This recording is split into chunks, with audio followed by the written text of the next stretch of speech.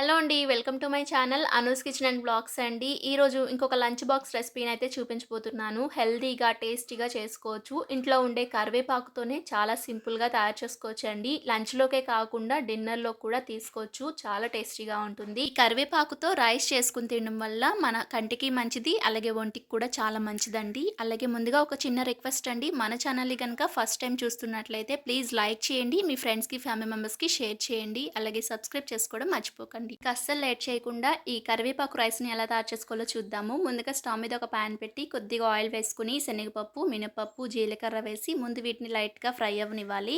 ఇవి ఫ్రై అయిన తర్వాత ఒక 2 టీ స్పూన్ల వరకు వేరుశనగపప్పు కూడా వేసుకొని వీటిని కూడా బాగా వేయించుకోవాలి.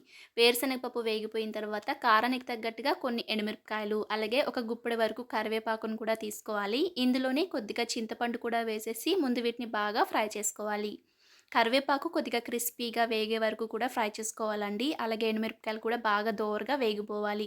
ఇలా వేగిన తర్వాత ఇప్పుడు వీటిని తీసుకొని ఒక మిక్సీ జార్‌లోనికి వేసుకొని వీటిని చల్లారిపోయిన తర్వాత మెత్తగా పొడి చేసుకోవాలి. మరీ మెత్తగా కాకుండా అక్కడక్కడ పప్పుల పొడి తగులుతూ ఉండేటట్టు ఇలా కోర్స్‌గా గ్రైండ్ చేసుకోవాలి. ఈ కరివేపాకు పొడి వల్లనే మనకి రైస్ అనేది చాలా రుచిగా వస్తుందండి. ఇప్పుడు మళ్ళీ పాన్ పెట్టుకొని ఒక టేబుల్ స్పూన్ వరకు ఆయిల్ వేసుకోవాలి. ఆయిల్ హీట్ అయ్యాక ఒక టేబుల్ స్పూన్ శనగపప్పు, ఒక టేబుల్ స్పూన్ మినపప్పు, ఒక టేబుల్ స్పూన్ వరకు వేరుశనగ పప్పు, అలాగే ఒక హాఫ్ టీ స్పూన్ ఆవాలు వేసుకోవాలి. అలాగే కొద్దిగా కరివేపాకు, ఒక ఎండుమిరపకాయని తుంపి వేసుకోండి. మీకు నచ్చితే జీడిపప్పు కూడా వేసుకోవచ్చు. వీటిని దోరగా ఫ్రై చేసుకున్న తర్వాత ఇప్పుడు ఇందులోనికి ఉడికించుకున్న రైస్‌ని గానీ, లేకపోతే రాత్రి మిగిలిపోయిన అన్నాన్ని కానీ వేసుకొని ఇందులోని రుచికి సరిపడా ఉప్పుని, ముందుగా గ్రైండ్ చేసి పెట్టుకున్న కరివేపాకు పొడిని కూడా వేసి ముందు బాగా కలిసేటట్టు ఇలా కలుపుకోవాలి. అంతా కలిసిన తర్వాత హై ఫ్లేమ్‌లో పెట్టుకొని ఒక 5 నిమిషాల పాటు బాగా వేయించేసుకొని కొద్దిగా కొత్తిమీర కూడా వేసేసి స్టవ్ ఆఫ్ చేసుకుంటే వేడి వేడిగా కరివేపాకు రైస్ రెడీ అయిపోతుందండి. సూపర్ టేస్టీగా ఉంటుంది. చూసారు కదా ఎంత ఈజీగా చేసుకోవచ్చో. టేస్ట్ చాలా బావుంటుంది. హెల్త్‌కి కూడా మంచిది. మీరు కూడా ఒకసారి లంచ్ బాక్స్‌లోకి గానీ,